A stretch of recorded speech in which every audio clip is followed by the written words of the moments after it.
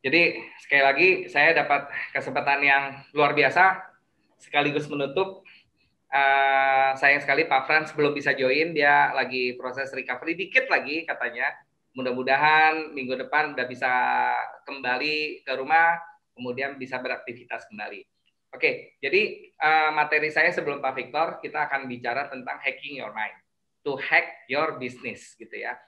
Apa sih hacking your mind? Jadi saya akan bicara kita nggak mungkin bisa hacking kita punya bisnis kalau kita belum hacking kita punya mind. Jadi sebagai praktisi NLP hampir 30 tahun dan 4 tahun terakhir saya mulai mempelajari tentang neuroscience. Ini makin seru nih kalau kita bicara tentang pikiran kita. Kemarin saya bicara dengan salah satu Maijen di Wantanas, Pak Made Detrawan. Kalau Pak Made dengerin acara ini, halo Pak, salam sehat. Saya setuju dengan Bapak, ini permainannya cuman masalah imun. Jadi bagaimana kita mempersiapkan imun kita berkali-kali lipat untuk bisa menghadapi pandemi ini. Nah, cuman kalau kita bicara imun itu tidak cuman bisa didapatkan dari makanan. Bukan cuman dari olahraga, tapi dari pikiran kita. Kalau pikiran kitanya ngaco, ya udah sembarangan semuanya gitu ya ceritanya. So, ini ada 6 hal untuk kita bisa hack kita punya mind. Yang pertama tentang about the visions or the hope gitu ya. Yang kedua kita bicara tentang playing above the line. Saya akan ceritain tentang human energy line. Yang ketiga bagaimana agile and adapted. Yang keempat innovation. Yang kelima breakthrough dan yang keenam collaboration. Jadi 6 hal ini yang saya akan bawakan sebelum nanti kita bicara bisnis hacknya itu sendiri untuk hacking your mind. Untuk yang pertama, hacking your mind about the hope. What is hope? Nggak main-main Pak, hope. Jadi saya pernah dengar satu cerita seorang ibu pengemis yang punya satu anak, di mana dia kalau nggak salah ceritanya tuh udah 3 hari nggak makan gitu ya, dan anaknya udah mulai teriak kelaparan, dan ibunya belum dapat solusi untuk memberikan makan kepada anaknya itu. Apa yang dilakukan sama si ibu itu adalah memberikan sebuah harapan kepada anaknya. Apa yang dikasih harapannya? Dia bilang, nak sebentar ya nak, ibu cari makanan. Dan karena tidak ketemu makanannya, yang dilakukan oleh beliau adalah beliau mulai mengeluarkan pancinya, kemudian taruh di atas sebuah kompor yang tidak ada apinya. Kenapa? Karena nggak sanggup juga beli minyak untuk menyalakan kompor yang tersebut. Kemudian anaknya mulai setelah 1 jam menanyakan ibunya, Bu, udah lapar banget, makanannya udah bisa dimakan atau belum? Ibunya bilang sebentar lagi anak, masih diaduk. Diaduk punya aduk, itu di dalam cuma ada isi air dan tidak ada apa-apa, tidak akan bisa matang, diaduk aja terus gitu loh. Dan si anak melihat ibu segitu seriusnya memasak ya, dipikir lagi masak gitu ya, anak nunggu lagi, udah 4 jam, mah ini kok masih belum matang. Iya nak, sabar ya, nanti kalau sabar kita pasti dikasih kesempatan. Dan karena menunggu terlalu lama, akhirnya si anaknya tertidur lagi. Kenapa? Karena nunggunya kelamaan. Jadi anaknya tidur, melupakan kelaparannya itu, dan keesokan harinya akhirnya punya rezeki untuk mendapatkan makanan berikutnya. Jadi minimal anaknya tidak parno karena belum bisa makan karena kelaparan. Jadi bayangkan ibunya berbohong, tapi dengan niat memberikan sebuah harapan kepada anaknya. Saya jadi ingat cerita tentang naik gunung saya dengan bekas pacar saya, yaitu istri saya. Waktu kita naik gunung, kalau nggak salah waktu itu ada Pak Edward, Coach Edward. Istri saya nanya, masih jauh nggak? Ya sedikit lagi. Masih jauh nggak? Sedikit lagi. Sampai akhirnya berapa kali ratus saya jawab sedikit lagi. Istri saya udah mulai nggak percaya. Akhirnya saya bilang, tinggal 2 belokan. Kan belokan cuma 2 ya teman-teman, belok ke kiri atau belok ke kanan. Dia pikir benar-benar literally 2, padahal saya pengen memberikan harapan. Sekali lagi bukan membohong gitu ya ceritanya. Jadi sekali lagi, dengan sebuah harapan apa sih yang akan kita petik? Yang pertama, kita jadi paham tentang namanya dopamin. Coba kita lihat 7 strategi untuk menaikkan dopamin. Salah satunya adalah adapt, to stress better. Jadi kalau kita stres, yang keluar kortisol. Jadi kalau Anda stres gitu ya kacau balau semuanya. Nah, itu yang menghancurkan kita punya dopamin. Sedangkan imun ini salah satunya dopamin yang harus kita punya. Anti-inflammatory diet, sleep better, improve the microbiome, kemudian set goals. So waktu kita bicara hope itu di situ ada namanya set goals. Jadi kalau kita punya goal, kalau kita punya hope gitu ya, dopamin kita akan naik. Dan kita punya small task, jadi task to do list apa yang kita mau kerjakan hari ini, and then regular exercise. Jadi ini Pak, Bu, semua yang akan menaikkan dopamin kita. Jadi efek dari dopamin, energi kita akan tinggi, kemudian body temperature-nya kita juga bagus, kemudian detak jantung kita juga baik, cara kita bernapas juga oke, dan tidak terlalu cepat lapar. Saya mau cerita tentang dopamin yang didapatkan oleh banyak tentara-tentara yang pergi perang. Coba teman-teman lihat, apakah mereka punya harapan? Mereka punya sebuah harapan kalau pergi medan perang mau menang. Ada nggak orang tentara mau maju perang, wah kayaknya gue kalah nih, gue kayaknya ketembak nih. Itu beneran bisa ketembak Bapak Ibu semua. Jadi pada saat dia punya harapan gitu ya, walaupun dia ketembak, dia masih bisa lari. Dia masih bisa mencari perlindungan, dia masih bisa bergerak gitu ya. Tapi pada saat dia sudah menghancurkan semua lawannya dan tidak ada lagi musuh, di situ dopaminnya hilang. Kenapa? Karena dia lihat lagi nggak perlu ada harapan lagi karena sudah menang gitu. Jadi saya menduga banyak orang yang justru karena tidak punya harapan, imunnya jatuh gitu loh ceritanya. So you have to get a lot of hope, a lot of goals gitu ya untuk menaikkan imun dopamin kita. Jadi sekali lagi dopamin salah satunya yang membuat imun kita kuat adalah dengan mempunyai harapan. Harapan terhadap bisnis Anda, harapan terhadap pemulihan ekonomi, harapan untuk bisa memulihkan bahkan ekonomi Anda, itu semua harapan.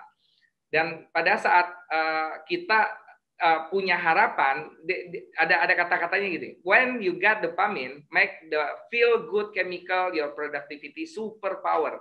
Jadi saya berasa beberapa klien saya atau beberapa kolega saya selalu nanya, coach kayaknya nggak ada capeknya. Mungkin ini salah satunya namanya dopamin.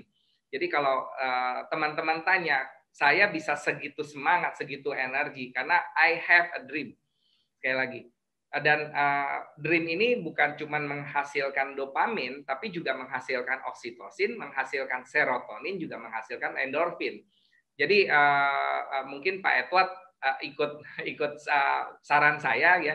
Saya salah satu penggemar stand up comedy. Saya sangat ngikutin yang namanya stand up comedy. Jadi saya adalah konsumen dari dari sebuah event stand up comedy. Kemudian belakangan ini idol makin lama makin seru karena dia banyak komedinya gitu loh ceritanya. So komedi ini akan menghasilkan yang namanya endorfin. Jadi kalau Anda sehari minimal tidak tertawa 5 menit, endorfinnya tidak akan muncul. Dan endorfin ini adalah salah satu hormon anti stres juga. Ya balik lagi, begitu kita stres, imun kita jatuh gitu kan. Jadi tetaplah tertawa setiap harinya. Cari tontonan-tontonan yang bisa bikin Anda tertawa. Dan lucunya endorfin ini tetap dihasilkan kalau Anda tertawa walaupun Anda tidak menemukan alasan untuk Anda tertawa. Jadi kalau kita tertawa, hahaha gitu ya, Anda akan menghasilkan endorfin. Kemudian serotonin. Serotonin is about praying.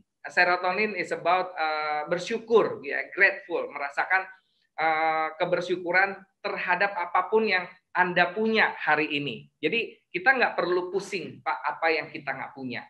Karena saya percaya rezeki itu sudah sangat-sangat diatur oleh Tuhan kita. Jadi buat apa kita musing-musingin diri kita, wah kita kehilangan ini, kita kehilangan itu.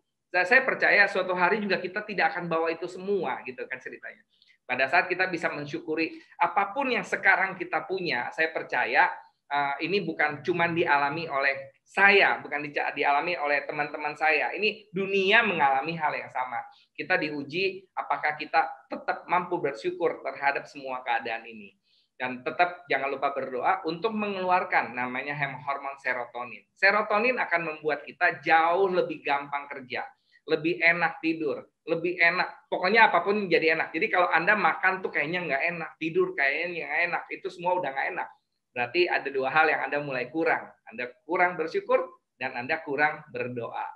Yang ketiga adalah oksitosin. Oksitosin ini yang mungkin akan lebih sulit kita dapatkan karena oksitosin ini biasanya muncul karena ada sentuhan sesama manusia. Jadi tos-tosan, salaman, pelukan, cepaka-cepiki itu akan menghasilkan serotonin, apalagi ciuman. Tapi Anda bisa tetap melakukan hal ini kepada keluarga Anda tentunya yang memang sudah Anda tahu bahwa ini dalam koridor yang sehat gitu ya. Dan oksitosin ini sekali lagi terjadi pada saat manusia saling bersentuhan gitu ya. Mungkin ini ya akan kurang, tapi tetap kita bisa fokus pada dopamin, serotonin, dan endorfin. Itu yang akan menguatkan imun kita, kawan-kawan. Dan ini ada satu gambarnya bagus. If you lose your energy, it means you don't see any hope. Jadi kalau kita udah kayaknya udah deh, kita nggak tahu lah mesti ngapain, udah deh kita jalanin aja, ya berarti you don't see any hope. What is hope? Ya, Anda mau buat apa? Anda ingin dikenang seperti siapa nantinya pada saat nanti kita akan dipanggil juga oleh Tuhan. Jadi sebelum kita dipanggil sama Tuhan, apa yang kita mau buat? Apa yang kita pengen tinggalkan? Karya apa yang kita mau berikan kepada generasi berikutnya? So, di saat ini justru ini mungkin sebagai refleksi diri untuk kita lihat hope-nya kita apa. Kemudian setelah itu ini ada 7 tips ya kalau Anda udah mulai kehilangan harapan. Yang pertama adalah tidak pernah ada namanya jalan buntu, teman-teman. Ya, kalau Anda jalan di ujungnya buntu, ya balik lagi, cari jalan lain. Ya, itu satu pepatah yang sangat baik yang saya dapatkan dari Pak Rudi Soraya. Seorang yang sangat bijak, yang menjadi seorang pengusaha besar, yang juga menurut saya punya kontribusi kepada negara ini. Beliau adalah warga negara Indonesia. Warga negara Australia, kebangsaan Australia, tapi lahir di Indonesia. Get the lessons and do more. Jadi pelajarannya apa nih, kawan-kawan? Dari tahun 2020. Wah, 2020 belajarnya banyak sekali, kawan-kawan. Dan cuman bukan belajar, ya let's do more. Ya, kita lakukan lebih banyak lagi, dan bukan lebih berdiam diri lebih banyak lagi. Justru ini harus action more gitu ya. Pada saat kita sudah losing hope. Yang ketiga, use your pain and frustrations to motivate and control yourself. Jadi bukan berarti kita lagi kesakitan, frustasi, kemudian kita nggak ngapa-ngapain. Justru menurut saya ini saatnya untuk memotivasi kita untuk lebih cepat recovery, lebih cepat sehat, lebih cepat dapat imun, dan seterusnya. Kemudian yang keempat adalah fokus pada apa yang kita punya. Fokus pada apa yang kita inginkan. Karena saya percaya, kalau kita bisa menyelesaikan semua nanti goal kita, itu semua dimulai dari langkah pertama. Kalau kita nggak pernah melangkah, yang pertama, kita nggak mungkin bisa menyelesaikan perjalanan 1000 miles. Jadi ada memang kan kata-katanya, the journey of 1000 miles start from the first step. So you still have to do your first step, second step, third step gitu kan ceritanya. Itu juga akan mengembalikan kita punya hope supaya tidak hilang. Yang kelima adalah there is no failures. Oke, tidak ada namanya gagal. Yang ada adalah feedback. Feedback yang membuat kita menjadi belajar jangan sampai kejebur lagi. Belajar jangan sampai kena lagi. Belajar bagaimana supaya kita bisa lebih baik lagi, lebih bijak lagi. Yang keenam adalah tetap pertahankan standar Anda, tidak menurunkan semua standarnya kita. Justru gara-gara pandemi ini, Bapak Ibu, saya belajar dari bro saya namanya Pak Frans untuk menaikkan 10 kali standar saya. Wah, ini Pak Gendro orangnya terlalu optimis. Iya, saya nggak tahu, tapi inilah yang akan membuat hope-nya Anda makin tinggi dan imun Anda makin baik. Jadi, think eksponensial ya, nanti akan kita bahas setelah hacking your mind. Yang ketujuh, the more you go, the more you appreciate relationship, mindfulness, time. Jadi semakin kita jalan, semakin kita do action, kita akan lebih menghargai yang namanya hubungan, bahwa kita perlu loh berhubungan dengan keluarga, berhubungan dengan semuanya. Karena banyak orang komplain ini gara-gara pandemi kita lebih banyak di rumah. Padahal Sebelum pandemi kita maunya pulang ke rumah. Ini jadi makanya yang dibilang tidak bersyukur, udah pulang ke rumah masih komplain dan seterusnya. Lakukanlah Bu, Pak, karena itu akan membuat kita lebih menghargai hubungan, lebih mindfulness. Tadi pagi saya ketemu sama salah satu klien lama saya, Pak Peter Nawilis. Mudah-mudahan Pak Peter juga join gitu ya. Mindfulness, kita jadi punya waktu lebih banyak untuk berpikir, refleksi apa yang belum saya lakukan, apa yang ingin saya lakukan lebih ya sebelum nanti kita dipanggil oleh Tuhan Yang Maha Kuasa. Dan tentunya kita akan lebih banyak menghargai waktu. Tentunya karena teknologi dan digitalisasi ini membuat waktu ini sangat-sangat luar biasa. Selanjutnya ini kita bicara menaikkan level energi kita. Jadi energi yang paling tinggi dibilangnya enlightenment. Oke, enlightenment ini bisa didapatkan kalau kita turun lagi ke bawah, namanya peace. Kemudian ada namanya joy, ada namanya love, ada namanya reason to live gitu ya. Kemudian acceptance, willingness, naturality, kemudian courage, pride itu udah mulai turun tuh ke bawah. Jadi kalau Anda mulai marah, mulai takut, mulai ada kesedihan, apatis, ke guilt tuh apa ya, merasa bersalah, kemudian mulai malu gitu ya.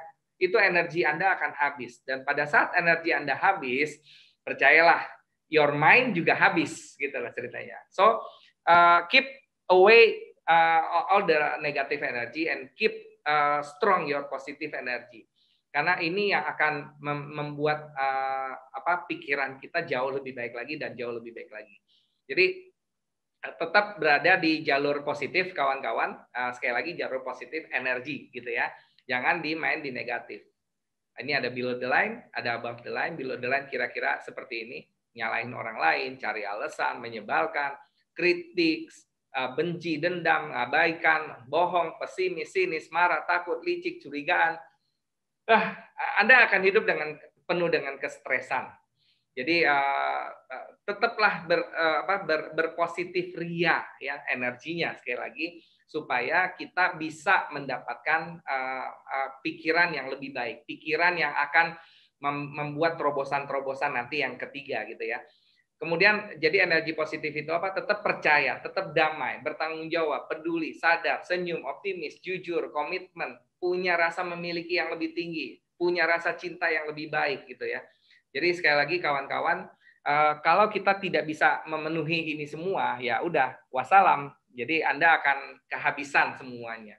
Dan pada saat Anda sudah kehabisan semuanya di pikiran Anda, ya Anda mulai apatis, mulai fed up, mulai menyerah gitu loh ceritanya. Jadi sekali lagi kawan-kawan, tetap ada di energi positif. Kemudian selanjutnya untuk bisa hacking your mind adalah being agile and adaptive. Betul kan kawan-kawan? Kadang-kadang kan seperti ini kan, kita punya plan lurus gitu kan. Yang namanya plan kan pasti lurus, tapi actual plan-nya nggak seperti itu. Kita dibikin marit ya bahasanya gitu ya. Because the actual plan is like this gitu ceritanya.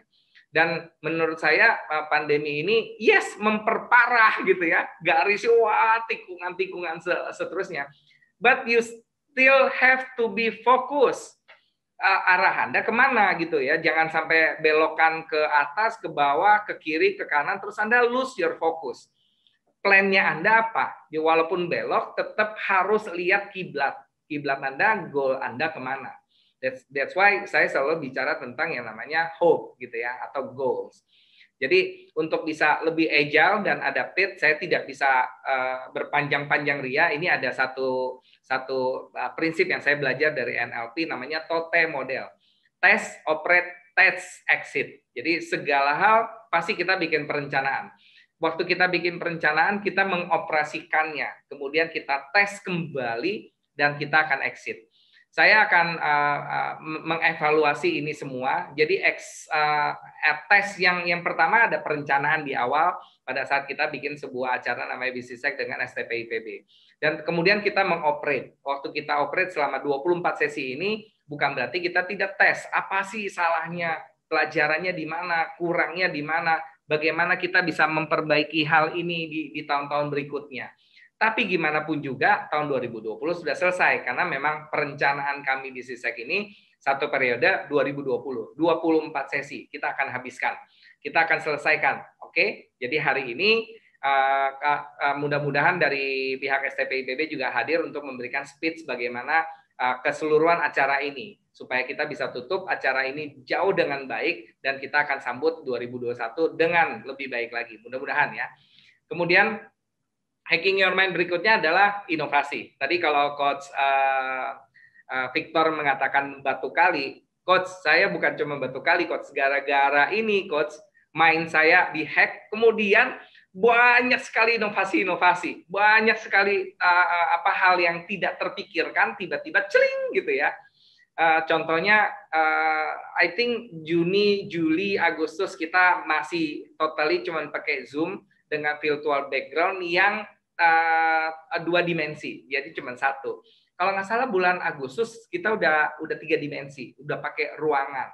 Kemudian September, Oktober kita belum terlalu banyak perubahan. Suddenly November kita sudah mulai pakai namanya OBS.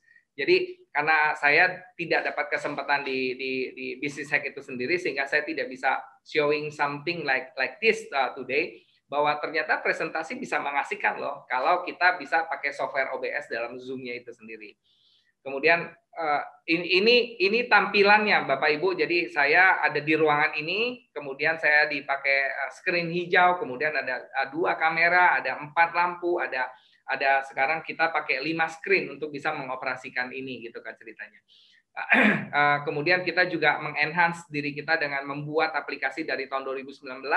Ini pengisian kontennya makin seru gitu kan ceritanya, tombol-tombolnya juga makin keren. Kita lagi upgrade ke versi 3 dan ini semua terjadi karena sekali lagi pandemi. Jadi sekali lagi saya hacking our mind gara-gara ini ya, sekali lagi. Jadi bukan gara-gara ini, bukan. Gara-gara ini, Pak. Jadi saya memikirkan yang belum pernah terpikirkan sebelumnya.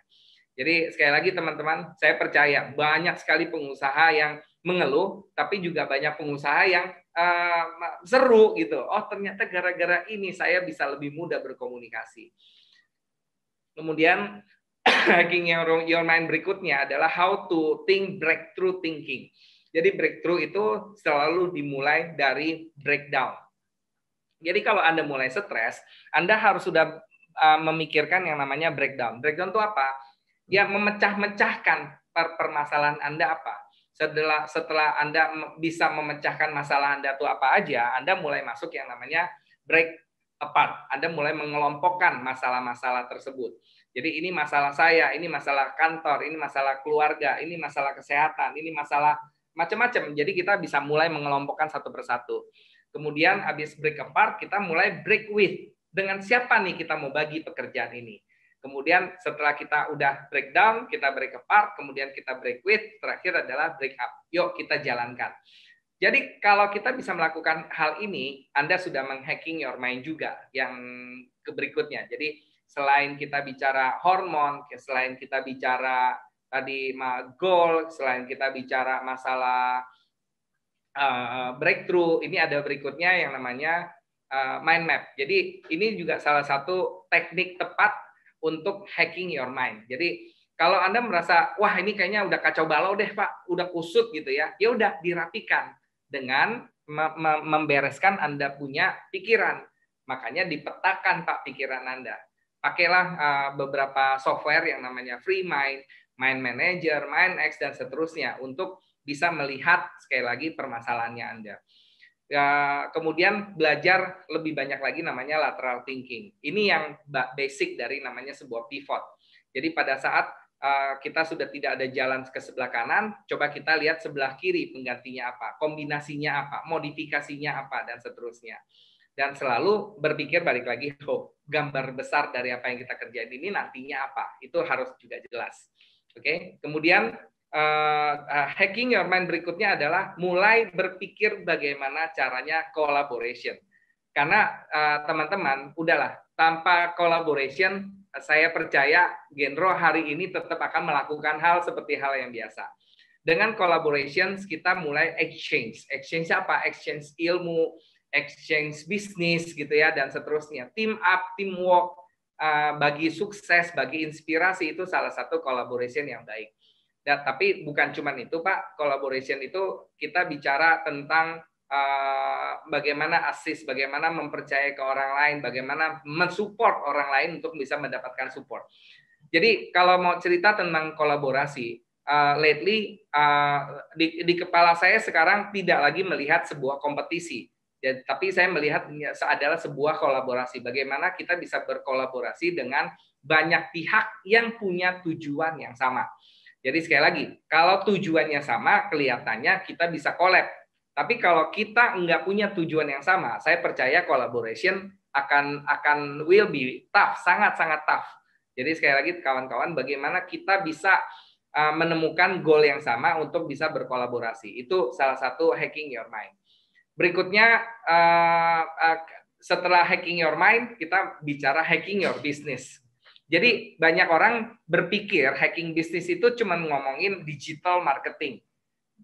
Bahasa saya tidak, Pak. Jadi kalau saya boleh keluar sedikit, nah itu ya namanya digital marketing. Jadi nggak cuma digital marketing, Bapak Ibu, kita juga harus berpikir digital business modelnya. Kita harus berpikir digital mindsetnya. Kita harus berpikir digital expansionnya. Kita harus berpikir digital talentnya. Kita harus berpikir digital automationnya. Karena kalau kita mau ngehack bisnis kita, cuman yang namanya marketing, ya saya akan bilang sekali lagi ya, wassalam Bapak Ibu. Kenapa? Saya punya klien yang dulunya B2B bisnisnya, terus karena digitalisasi kan lebih banyak B2C ya kawan-kawan. Yang dulunya pengiriman sehari cuman maksimal 60 pieces, jadi bal-balan karena mainnya B2B. Tiba-tiba berubah ke B2C, transaksinya bisa 500 sehari. Bahkan di 11-11 atau 12-12 kemarin, saya dapat pengakuan bahkan bisnisnya mereka sampai dengan 5.000 pieces sehari transaksinya. Nah, kalau Anda belum mendigitalkan operation Anda belum mendigitalkan finance Anda, bayangin Pak, nyetak faktur pajak sebanyak 5.000 sehari, saya pasti bilang Anda pasti kewalahan luar biasa karena belum juga mendigitalkan operationnya Anda. Bukan cuma itu, mendigitalkan timnya Anda. Maksudnya mendigitalkan timnya Anda apa? Tim Anda tidak juga semudah ini untuk mengoperate yang namanya teknologi dan digitalisasi. Jadi mindset tim untuk bisa mengoperate yang namanya digital itu seperti apa? Itu juga harus kita pikirkan. Karena merubah budaya dari offline ke online juga bukan pekerjaan mudah. Jadi digital marketingnya udah bagus nih, sosial medianya udah bagus, operationnya juga mesti kuat. Tapi di luar itu timnya, budayanya juga udah harus paham bagaimana kerja secara digital.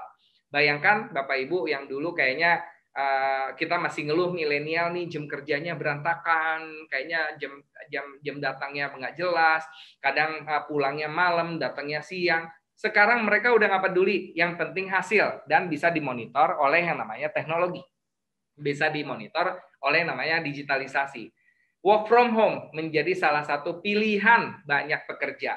Saya nggak perlu datang ke kantor, saya bisa melakukan semuanya dengan satu laptop atau katakanlah ya MacBook, laptop dan komputer, atau satu lagi namanya gadget.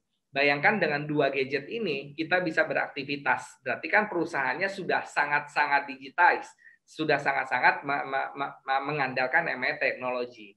Dan ini yang membuat perusahaannya makin dewasa. Kenapa seperti itu? Karena otomatis kita tidak lagi bicara pasar teritori cuman wilayahnya kita. Karena begitu kita bicara sudah digitize dan teknologi, kita udah bicara tanpa ruang, tanpa batas, tanpa waktu. Jadi itu yang membuat kami ini begitu luar biasanya perubahannya dengan yang namanya digitalisasi. Selain itu juga automation, digital automation. Jadi KPI-nya, kemudian alat ukurnya, kemudian absennya semua, itu semua kalau udah di automation kan digitalnya, itu juga akan mengasihkan bisnisnya Anda. Jadi ini beberapa hal kawan-kawan yang saya suka bagi, bahwa kalau kita mau ngehack bisnisnya kita, bukan cuma di marketingnya saja, tapi di seluruh area. Oke, expansionnya pun kalau bisa sudah didigitizekan.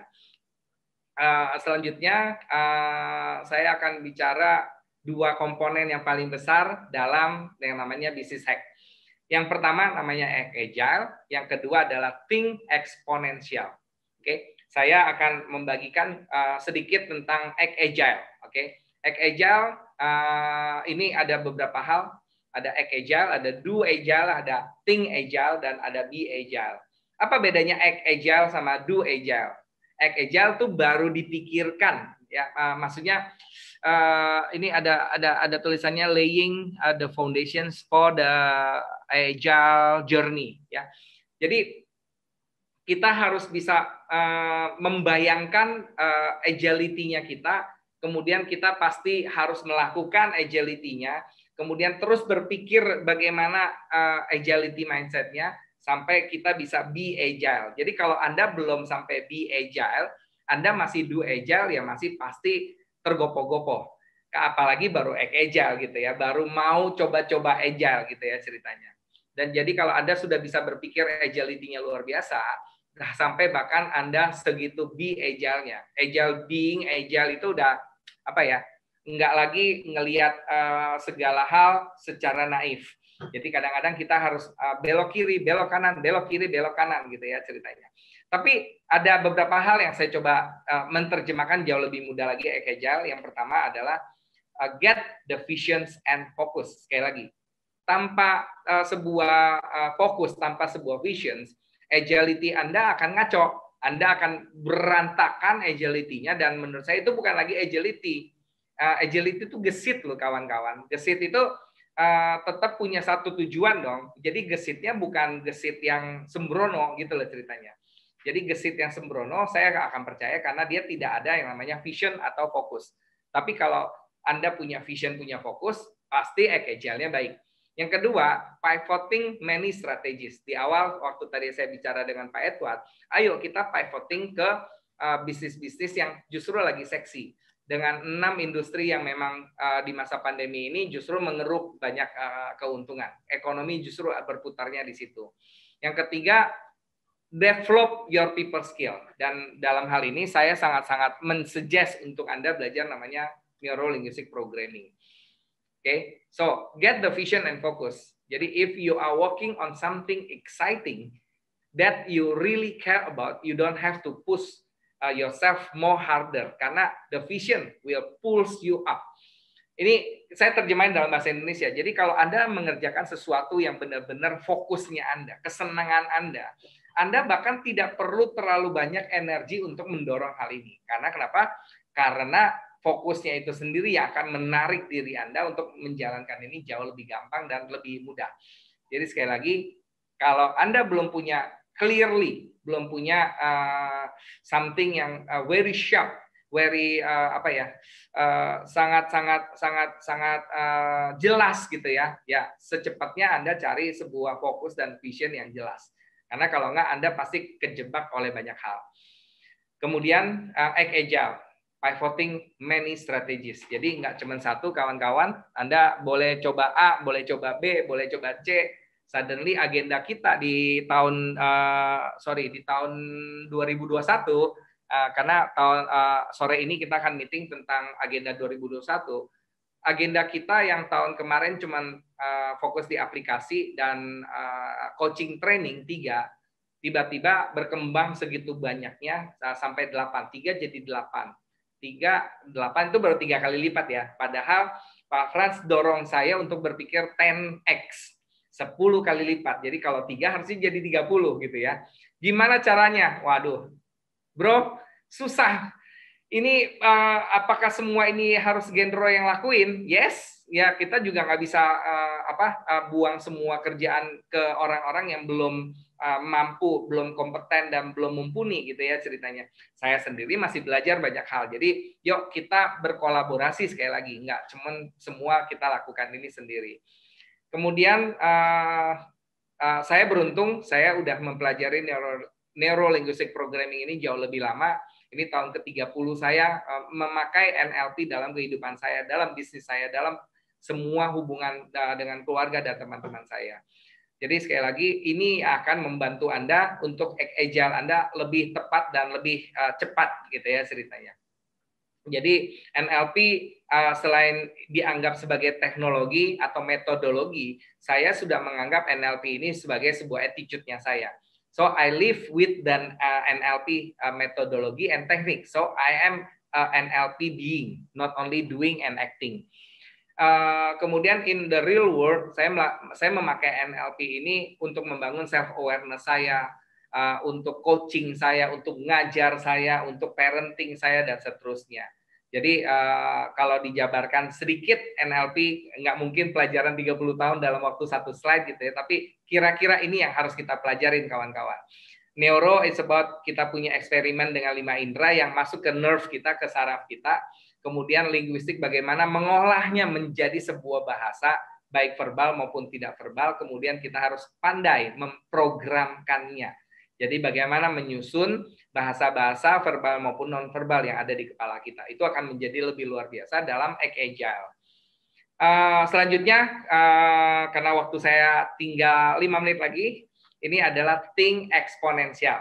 So, when we think exponential, ini ada beberapa hal yang harus kita pahamin. So, think exponential adalah, ini garisnya yang warna biru tuh, sempat turun ke bawah, tapi kita merangkak naik ke atas, begitu sampai titik itu, you are here now, dan kita bisa tembus naik ke atas, berarti kita sudah think exponential. Jadi tidak pakai garis yang warna merah atau yang dadu ini ya, atau purple, tapi kita cari yang warna biru. Sometimes kita harus going down, so the pandemic make us down, memporak-porandakan banyak hal, tapi ini akan menjadi ikal balik, menjadi titik balik untuk bisnis kita menjadi luar biasa. Itu yang harus kita tanamkan dulu teman-teman dalam think eksponensial. So dalam think eksponensial, nggak ada ampun Bapak Ibu yang namanya collaboration. Yang kedua, harus berpikir 10x goalnya kita apa. Dan yang ketiga adalah use digitalization and technology. Dan yang keempat, terakhir adalah network society. Saya bahas satu persatu. Collaboration. Jadi kalau kita bicara collaboration, kata saya cuman SDGs, yaitu Sustainability Growth Development Goals. Jadi SDG ini harus ada di mindsetnya kita semua teman-teman untuk bisa collab. Kenapa? Kalau saya mau kolaborasi, tujuannya adalah membuat sebuah sustainability goals, ya, sustainability development goals. Apa sih maksudnya? Ya, kita harus fokus bagaimana mengentaskan kemiskinan. Kita harus memikirkan bagaimana semua orang di dunia ini bisa dapat makan. Kita harus menjaga yang namanya kesehatan. Pendidikannya gimana? Kemudian ini semua harus kita pelajarin ya. Jadi ada 17 hal. Bergabung dengan yang namanya komunitas, bermain dengan orang-orang yang ada di pemerintahan. Jadi belakangan setahun terakhir saya makin intens main dengan orang-orang pemerintahan. Yang baik banyak, yang kurang baik juga banyak, yang nggak benar juga banyak. Tapi itu yang membuat jadi sebuah sustainability. Karena saya belajar dari mereka gitu ya. Terlalu semua jadi baik juga nggak ada sustainability gitu. Coba kita lihat, ular kobra, jahat atau jelek? Jahat atau baik? Karena kalau tanpa ular kobra, tikus akan ada di mana-mana kalau di sawah. Justru ular kobra ini yang memakan tikus. Jadi ekosistem ini terdiri dari nggak ada yang baik, nggak ada yang jahat. Kalau kita berpikir kolaborasi, tidak lagi berpikir siapa yang jahat, siapa yang baik, tapi berpikirnya adalah bagaimana menciptakan sebuah kestabilan, sebuah tujuan yang bisa membangun sebuah kestabilan. Dan ini yang menjadi agenda dunia, bagaimana membangun hal ini. Jadi saya udah belajar ekonomi, saya juga belajar sedikit tentang politik, walaupun saya tidak berpolitik. Kemudian epolek ekonomi, kemudian epolek sosbud, sosial, budaya, pertahanan, keamanan. Wah Pak, belajarnya banyak, bernetworkingnya juga banyak. Jadi networking tidak cuman ke pendidikan, networkingnya juga ke pemerintahan, networkingnya juga ke swasta, networkingnya ke tempat sampah, networkingnya ke pembaca buku dan seterusnya. Jadi pengalaman 10 bulan ini sangat-sangat memperkaya diri saya untuk terus menambah ilmu dan berkolaborasi. Selanjutnya, jadi sekali lagi 10x, apa yang kita bicara kalau 10x? Nggak ada caranya kalau kita nggak masuk ke industri 4.0. Karena saya percaya 4.0 ini akan memudahkan kita bagaimana menaikkan 10 kali lipat. Kenapa tidak? Karena industri 4.0 yang akan membawa kita ke yang namanya Society 5.0. Karena masyarakat 5.0 inilah yang akan membuat sustainability development goals ini akan tercapai. Dan corona ini maksa kita untuk bergerak ke sana. Dan ini kalau saya bicara masyarakat 5.0 ini pelajarannya seru juga kawan-kawan. Kita udah bicara smart city, kita udah bicara smart health, kita udah bicara smart glass, kita udah bicara banyak banget hal-hal yang amaze di dunia ini yang memang berubah gitu ya. Jadi robot akan sangat banyak membantu kegiatan manusia, sekali lagi membantu, bukan menggantikan. Walaupun banyak juga kerjaan-kerjaan physically atau redundant yang pengulangan yang akan dikerjakan oleh robot gitu ya ceritanya. Kemudian this is the digital transformation. Tadi di awal saya sudah katakan digitize the product development, digitize the operation, digitize the business model, digitize the marketing, digitize the organization, digitize the customer relation. Jadi sekali lagi kawan-kawan, bukan mendigitalisasikan marketingnya saja dalam business hack. Kemudian selanjutnya ini kita bicara accelerate di 4.0 yang ada cara lain kalau kita nggak masuk ke industri 4.0 itu sendiri. Udah harus paham tentang Internet of Things, cloud computing, ini tambah lagi namanya blockchain, AR, apalagi AVR gitu ya, cyber security, 3D printing, robotik, big data, AI, 5G, yang katanya sebentar lagi di Indonesia udah mulai akan diimplementasi karena lagi diuji coba. System integrations, open API. Wah, ini 10 bulan yang lalu, ini saya nggak ngerti nih kawan-kawan, ini binatangnya apa, saya nggak paham semuanya.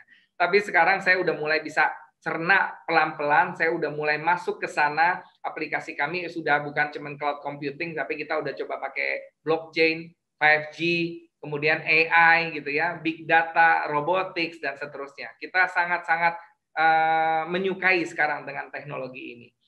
Dan ini mixed reality ini yang kita bicara smart glass. Jadi kedepannya bukan lagi smartphone, ini akan tergeserkan karena Microsoft aja kemarin Pak Sudimin bilang udah keluar hologramnya gitu ya ceritanya. Jadi ini bahkan udah ketinggalan kalau kita bicara smart glass. Jadi ini ada satu video tentang smart glass, boleh di enter. Mudah-mudahan ada keluar suaranya. Oke, nggak ada keluar suaranya. Jadi mungkin sambil lihat videonya saya akan ceritakan, nggak apa-apa dijalankan saja. Jadi ini teknologi smart glass kawan-kawan dari Google Smart Glass yang akan menggantikan yang namanya handphone. Jadi kedepannya yang namanya smart glass belum jalan videonya, di saya sini udah jalan, di sini udah jalan. Oke, jadi ini videonya di mana bangun pagi di kacamata kita bisa melihat semuanya, tapi akan menu muncul. Dan menu ini kita mau tanya cuaca hari ini seperti apa. Saya punya janji hari ini dengan siapa. Kemudian oke, cuacanya jelas 58, mesti bawa payung. Kemudian ada SMS masuk, langsung kelihatan di kacamata kita. Diminta janjian di Strandbooks, kemudian dikirim, kemudian dia jalan, kemudian dia sambil jalan, dia mau masuk ke subway, ada namanya Google Map di sana, memberitahukan bahwa subway-nya sedang ditutup, ada jalur alternatif yang lain, langsung dikasih lihat, kemudian sambil dia jalan, dia beli minuman, sebentar lagi, dia main sama 3 ekor anjing, oke, dia lihat ini ada event Monsieur Geno Live. Oke, dia bilang oke, beli tiketnya dong, saya mau ikutan tanggal 12 Mei. Kemudian dia cari temennya di seksi yang mana, dikasih tahu tuh di sana. Oke, semua itu terlihat di kacamatanya kita kawan-kawan. Terus udah gitu dia mau belajar ukulele, kemudian dia jalan keluar, ketemu sama temannya. Oke. Kemudian dia beli kopi, bahkan tidak membayar karena dari kacamatanya dia bisa langsung scan the QR code sehingga bayarnya langsung potong saldo di fintechnya mereka. Kemudian bahkan mengupload sebuah foto yang kita mau upload di Instagram hanya dengan memberikan instruksi, oke, gambar ini kemudian share to his circle, oke, sharing foto. Jadi dikirim ke teman-temannya, kemudian begitu telepon masuk, dia langsung naik ke atas, kemudian dia bermain ukulelenya dia, dan dia kasih tahu temannya, lihat nggak apa yang saya lagi lihat, oke? Dan dia lagi melihat matahari sedang terbenam. Jadi bayangkan teman Anda bisa langsung melihat apa yang Anda lihat ke depannya. Jadi ini smart glass something yang akan juga di tahun 2021 akan menjadi fenomenal. Karena saya dengar harganya antara 10 sampai 15 juta. Kalau Anda udah bisa beli iPhone X, harusnya Google Smart Glass ini bukan hal yang sulit buat Anda. Kemudian terakhir adalah network society. Jadi kalau dulu kita bicara tentang industrial society, kalau mundur lagi ke belakang ada namanya ancient civilization. Sebelumnya lagi namanya tribal society. Sekarang kita udah namanya guys network society. Udah nggak tahu lagi siapa pimpinan kita, tidak tahu lagi siapa bawahan kita. Karena bawahan kita tiba-tiba bisa jadi atasan kita, dan jangan kaget rekan kerja kita tiba-tiba kita harus report ke mereka. That's what we call network society. Jadi begitu luar biasanya. Tapi lucunya kalau ditarik ini bisa jadi industrial society. Jadi kadang-kadang begitu diamprukin lagi jadi network society. Jadi di era 4.0 ini, industrial 4.0, inilah yang dibilang akhirnya kolaborasi akan menghidupkan segalanya. Akan membuat kita jadi bisa think eksponensial. Sehingga Act Agile menjadi sebuah hal yang sangat-sangat mutlak untuk Anda miliki mindset-nya. Jadi sekali lagi kawan-kawan, mudah-mudahan apa yang saya bagikan, saya belajar banyak dari Pak Frans tentang Act Agile dan Think Eksponensial, dan selama 23 sesi periode yang saya pelajarin, saya bisa membagikan hal ini kepada Anda semua. Mudah-mudahan ini semua bermanfaat buat Anda.